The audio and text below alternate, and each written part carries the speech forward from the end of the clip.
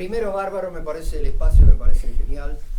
El encuentro, la heterogeneidad realmente existente ya en la carrera de sociología, y la relación con el mundo del arte, de la que yo quiero hablar en función de una experiencia personal práctica y de una experiencia personal reflexiva y teórica. La primera, yo fui director de la carrera de sociología 4 veces. Yo tenía una relación muy fuerte con un grupo artístico que se llamaba Grupo Venus y con 2 amigos, realmente para mí artistas muy relevantes, que son Roberto Giacobbi y el performer Diego Melero. Yo invité a la jornada de sociología desde que era director a Roberto, que hizo un experimento cuando todavía no existía Facebook, parecía el Facebook, para encontrar, copió un programa empresarial, informático, medio primitivo, para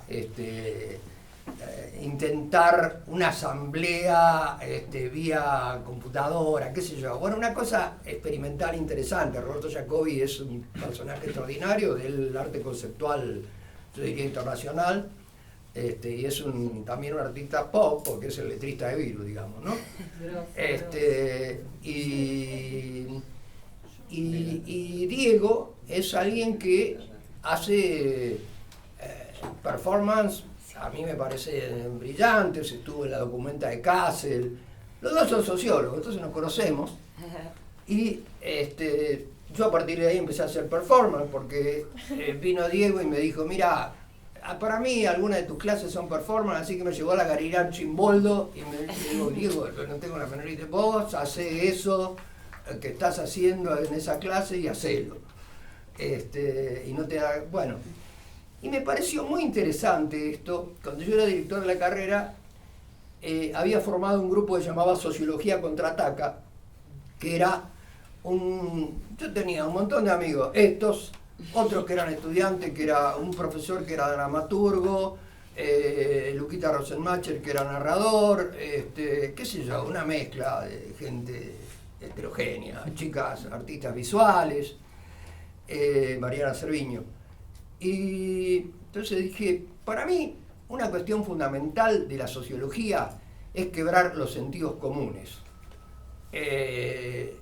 Los sentidos comunes, la doxa, la opinión, las prenociones en términos de sociología, romper, como decían los formalistas rusos, desautomatizar el sentido común, digamos. Entonces, pero ¿dónde están las cosas? Porque uno tenía a veces preocupaciones demasiado trascendentes y se olvidaba del entorno cotidiano. Entonces yo digo, lo primero que hay que hacer es quebrar los sentidos comunes del propio espacio. ¿Qué sentido común había en el propio espacio? Prejuicios impresionantes acerca de la diversidad sexual. Bueno, vamos, empezamos por ahí. Entonces, presentamos un libro extraordinario de una chica socióloga, que el libro era un libro estadístico de las expectativas de vida de las chicas trans, pero tenía un nombre que se llamaba Cumbia, Copeteo y Lágrimas, y lo presentamos con Loana Berkins, que era una militante muy fuerte, muy decidida, muy potente y muy, digamos, valiente, porque era un momento difícil para hacer esas cosas. Yo era amigo de Claudia Conká, otra artista y poeta trans, que también le invité a hacer performance. Hizo una performance un día en Marcelo T. de Alvear, lleno de gente, 7 de la tarde, y Claudia Conká y otro chico artista que se llama Ezequiel Romero hicieron una reproducción de la iconografía de la uva, la imagen de la uva. Claudia estaba, como me dijo un tipo, está en pelota. Le digo, está haciendo la imagen de la uva, tenía una tela blanca. Y Ezequiel leí una poesía que medía como 3 metros el papel, que cada 4 versos decía Claudia es la uva. Pasaba la gente y miraba. Los de socios son más buena onda, había otras carreras que estudian recursos humanos que no decían nada porque había cierta inhibición políticamente correcta, pero era un tanto llamativo.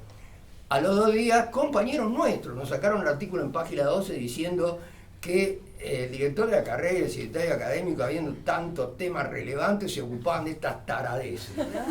Que nosotros contestamos, defendimos la libertad de expresión artística, además la defendimos como una pelea política.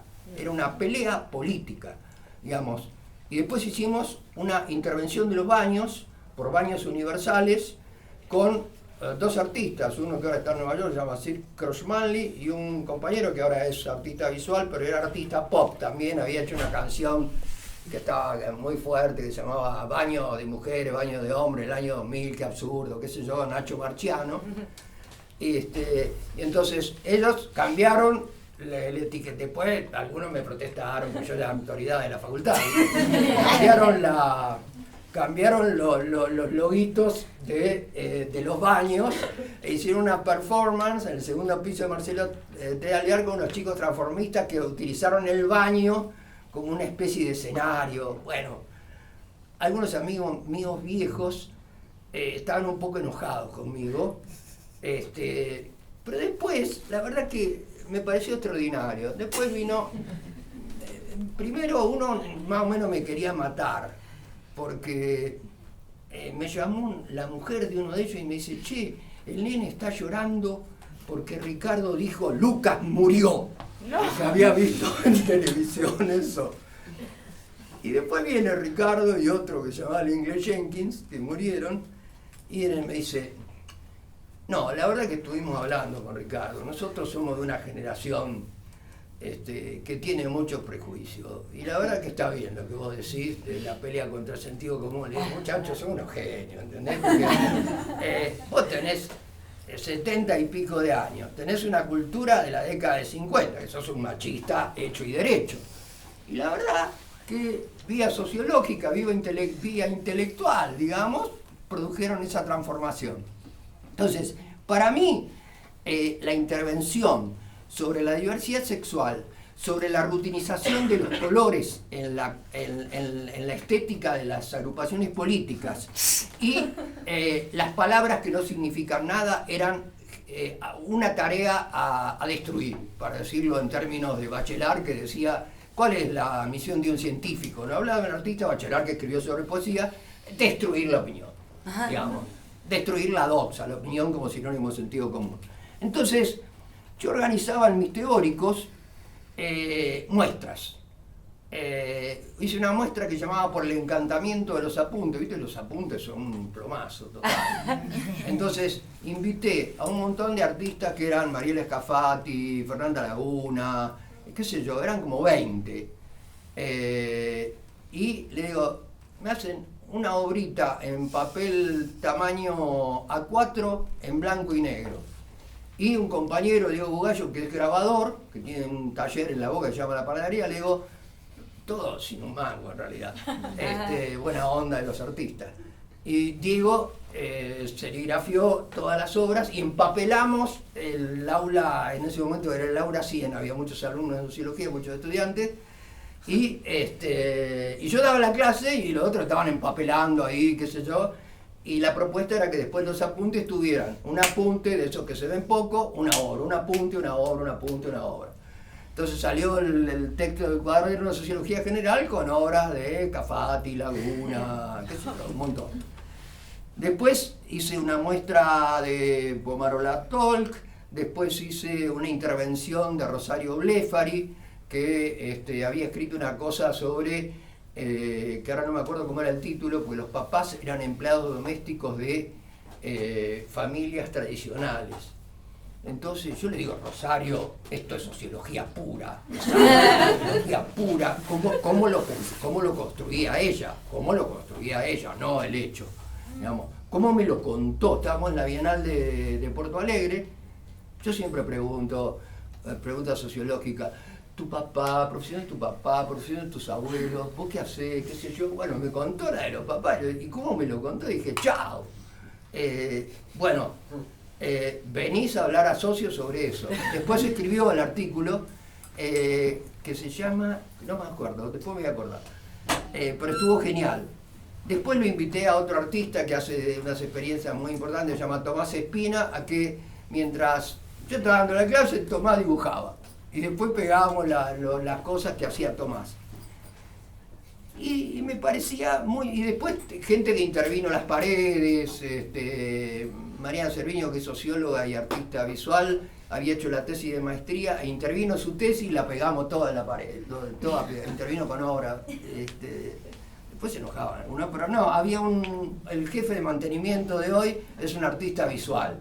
Entonces siempre me alcanzaba la escalera, yo decía, este tipo, qué pelota que me da, ¿no? Después me di cuenta que había estudiado, había estado en talleres, qué sé yo. Hicimos una intervención de un grupo de danza contemporánea en el hall de la facultad, también a las 6 de la tarde. Tenía que hablar con la intendencia, decir, bueno, mire, compañero. Y el tipo siempre me decía, dale para adelante. Bueno, bárbaro. Ahora somos re amigos, él tiene un grupo de artistas no docentes que intervino el patio del subsuelo de acá, está con obras de él y de otros artistas no docentes, es el que convocó a hacer los murales, se llama Marcelo Campaño, es el jefe de mantenimiento, es un artista y es un amigo, es un compañero. Bueno, todo esto, porque a mí me parece que, bueno, y yo hacía performance en la Galería Archimboldo, me invitó Roberto y Diego, ahora hice una en Chacarita con otro artista que hace una cosa hiperrealista, y a mí me parecía que era lo mismo, ¿entendés? A mí me parece que es lo mismo porque yo estoy peleando contra el sentido común. Estoy peleando contra el sentido común en una época que es muy, muy difícil porque hay una situación opresiva. En el mundo académico, y te diría, en el mundo artístico que quiere hacer carrera también. Vos tenés que aprender a hacer proyectos como hacen los sociólogos. Vos sos artista, si querés entrar en una carrera medio internacional, tenés que aprender a hacer proyectos y te tenés que supeditar muchas veces a cumplir determinadas cosas. La otra vez un amigo que está en México y consigue plata, hizo una obra, y el tipo tiene imaginación, pero yo le digo, ¿por qué tiene tanta vuelta esta obra? Y porque es una obra que me pagaron tanto y tengo que justificar en términos de cantidad. ¿Cómo vas a justificar una obra en términos de cantidad? ¿Entendés? Entonces hizo una cosa grandota y el tipo tiene imaginación, estaba bien, pero estaba absolutamente determinada por ese requerimiento tecnocrático que también inclusive está metido en el mundo del arte. Entonces, a partir de toda esta experiencia, te digo, bueno, ¿cómo se puede encontrar la manera de mezclar esto en la producción sociológica? Yo el último libro que escribí, el que estoy escribiendo ahora, yo le pongo ensayo, digamos, ensayo. Y además reivindico no estoy en un momento en la Argentina.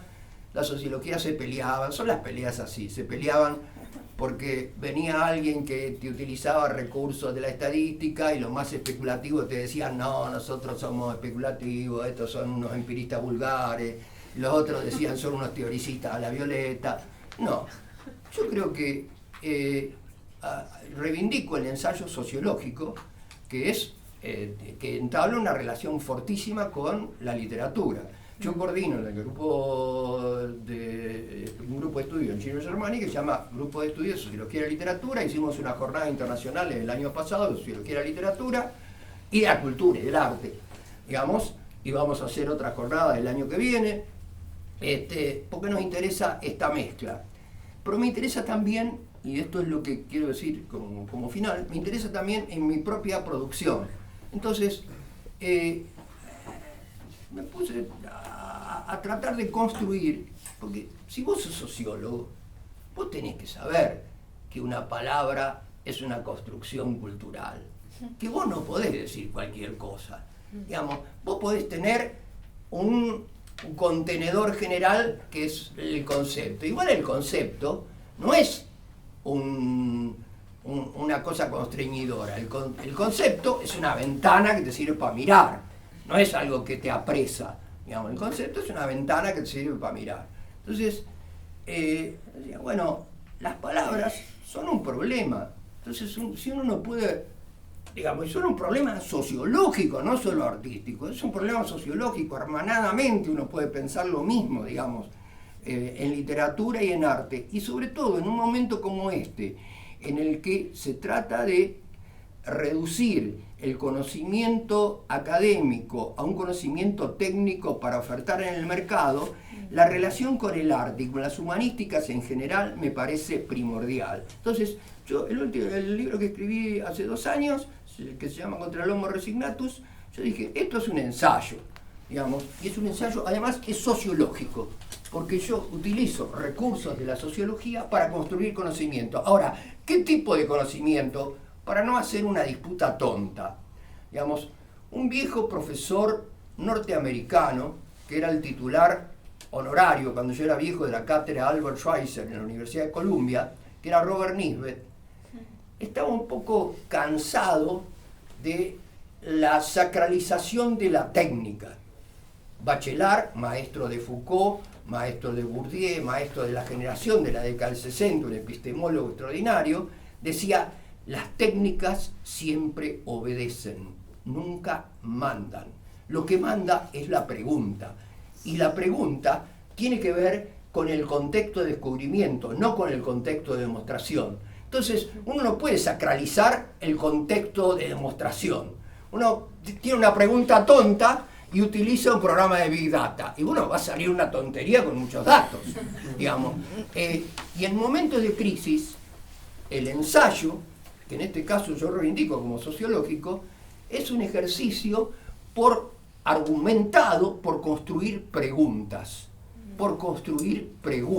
Porque estamos en una crisis civilizatoria. Bueno, en una crisis civilizatoria tenés que atender muchísimo a la construcción de preguntas. La organización, la evaluación, digamos, del mundo académico contemporáneo, lo estábamos charlando con Alejandro recién, es una cosa terrible, porque hace una homologación de calidad a cantidad. Vos tenés que escribir 150.000 artículos en un año. Que no quiero escribir 150.000 artículos en un año con la cabeza tuya, ¿entendés? Te convertís en un técnico vivo que sabe cómo hacer para transformar la media idea que vos tenés y sabe, hay una revista inglesa que le gusta el tema, entonces la presento así. Me enteré que hay una revista húngara que vos podés escribir en inglés, bueno, dale, qué sé yo, entonces llegás a la cantidad. Es una estupidez, pero es una estupidez.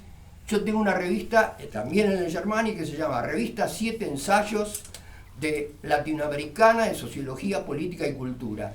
En cada etapa, es una revista digital, en cada etapa yo invito a un artista. Poeta amiga que vive en California. Lo último que nos dio fue César Aira, que nos dio un cacho de una hoja tachada por él. Pusimos la cosa de César Aira. Qué sé yo, no me acuerdo, de una artista brasileña, negra, pobre, que en la década del 50 había escrito un libro llamado El cuarto de los desechos, y que ahora le está recuperando la literatura brasileña, dándole un valor que no tenía, y eso es bien sociológico, digamos, uno le interesa. Una cosa que era una extravagancia de una negra pobre que le vendió porque era una negra pobre que sabía escribir. Ahora de pronto la literatura, el campo literario, dice, bueno, vamos a ver qué hace Carolina María de Jesús, que escribió El cuarto de los desechos y que es una obra que tiene valor literario. Bueno, me parece extraordinario. Le pusimos en la tapa los apuntes de María Carolina de Jesús y hacemos una reflexión en la que yo le digo a los compañeros que son académicos, argumentá, pero relájate. No hagamos la mimetización con el discurso academicista vulgar, digamos. Yo me siento parte de la académica, mi becaria ahora sacó la beca Marie Curie, ella hizo una tesis sobre César Aira. No es que escondo a la gente en una cueva y digo, no, está todo mal. No, peleala desde el lugar. Pero me parece fundamental esto de reivindicar el género ensayo como un elemento importante en la construcción de preguntas que son relevantes y que no inhiben los otros aspectos de la sociología. Pero para la construcción de preguntas, el hermanamiento con el arte y las humanísticas es fundamental. Por eso me parece que este encuentro es para celebrar.